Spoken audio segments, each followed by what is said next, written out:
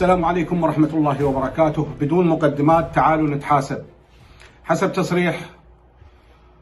تصريح فرحان الفرطوسي يوم 27/5/2021 بأنه بلغت إيرادات ميناء الفاو 50 مليار دينار شهريا. ركز وياي، 50 مليار دينار شهريا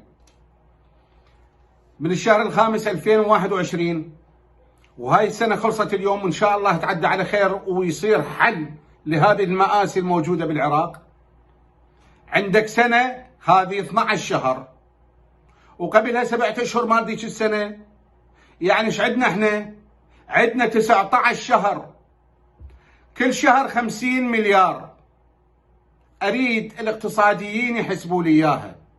هذا حسب ادعائه وموجود ومثبت، وإن شاء الله راح يكون ملحق مع هذا المقطع القصير اللي ما راح يطول غير 2-3 دقائق، والباقي انتم تقرونها، مسووا عليها لايت اخضر، راح تقرونها وتشوفون. ليش تاخذون قروض؟ وليش تنتظرون الميزانية؟ وليش تاخذون من المخصصات اللي رايحة للبصرة؟ إذا كان هذا دخلكم يومي شهري 50 مليار، هذا تصريحك ما له علاقة، أنا أنقله مثل ما هو. لكن المستفيدين من عنده هم اللي يدافعون عنك، ومخلي لك قاعد ومخلي لك مستمر.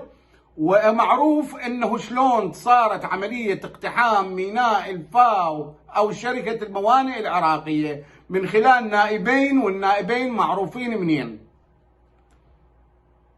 وهاي مثبتة وموجودة.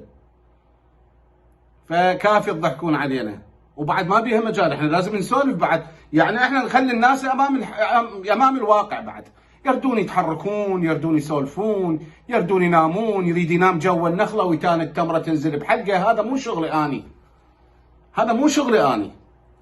خليك متمدد جو النخله والتمره تنزل، لا تهزها. على من تهزها؟ هي وحتى تصير تمره من رطب خضراء صفراء، وبعدين تموع وتوقع بحلقك. خليك نايم على اليمن. هو هذا وصلوا الشعب الى انه ينام، وصلت عنده حاله من اليأس. كل سنه 50 مليار، كل شهر 50 مليار، وينهن؟ يلا انا اسلمها هذه بيد الاعلاميين والقنوات، اذا اكو قنوات ان شاء الله شريفه واكو اعلاميين شرفاء ان شاء الله ياخذون هذا المقطع ويسالون ويدققون عن هذا التصريح. 50 مليار دينار شهريا، 50 مليار دينار شهريا، وينها؟ يلا كشفوا لنا عنها، وينها؟ وين انصرفت؟